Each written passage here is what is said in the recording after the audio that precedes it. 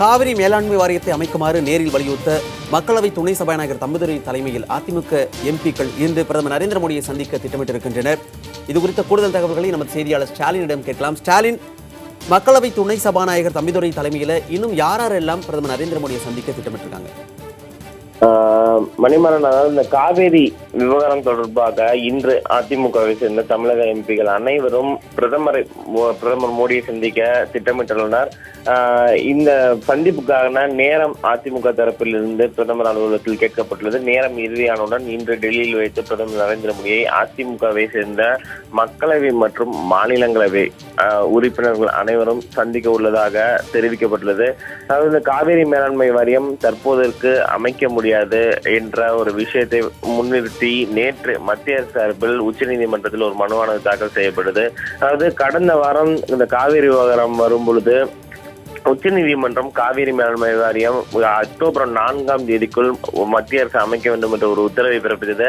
அதன் அடிப்படையில் 4 மாநிலங்களை சேர்ந்த கர்நாடகா, கேரளா, தமிழ்நாடு மற்றும் பாண்டிச்சேரியை சேர்ந்த ஒரு உறுப்பினரை தேர்ந்தெடுத்து மத்திய அரசுக்கு பரிந்துரைக்க வேண்டும். அக்டோபர் 4 மத்திய அரசு காவிரி மேலாண்மை வாரியத்தை அமைக்க வேண்டும் என்ற ஒரு உத்தரவை உச்சநீதிமன்றம் அளித்திருந்தது. அதன் அடிப்படையில் ஏற்கனவே தமிழக அரசு சார்பில் காவிரி தொழில்நுட்ப பிரிவு தலைவர் சுப்பிரமணியன் ஏற்கனவே அந்த காவிரி மேலாண்மை வாரியத்துக்கு அந்த குழு உறுப்பினராக தேர்ந்தெடுக்கப்பட்டு பரிந்துரைக்கப்பட்டுள்ளார். இந்த நிலையில் நேற்று மத்திய அரசு காவிரி மேலாண்மை வாரியத்தை தற்போதைக்கு அமைக்க முடியாது. அதாவது காவேரி நடுவர் மன்ற இறுதி தீர்ப்பின்படி 2007 ஆண்டு வழங்கப்பட்ட இறுதி தீர்ப்பின்படி காவேரி மேலாண்மை வாரியம் என்பது அமைக்க வேண்டும் என்ற ஒரு அந்த பரிந்துரை அடிப்படையில் தான் உள்ளதே தவிர உத்தரவு அடிப்படையில் இல்லை, அந்த இறுதி தீர்ப்பில் இல்லை. ஆனால் காவேரி மேலாண்மை வாரியத்தை உடனடியாக தற்போதைக்கு அமைக்க முடியாது. அதற்கு நாடாளுமன்ற ஒப்புதல் என்பது மிகவும் அவசியமாகிறது என்ற ஒரு விஷயத்தை முன்னிறுத்தி தான் மத்திய சார்பில் நேற்று மனு அளிக்கப்பட்டது.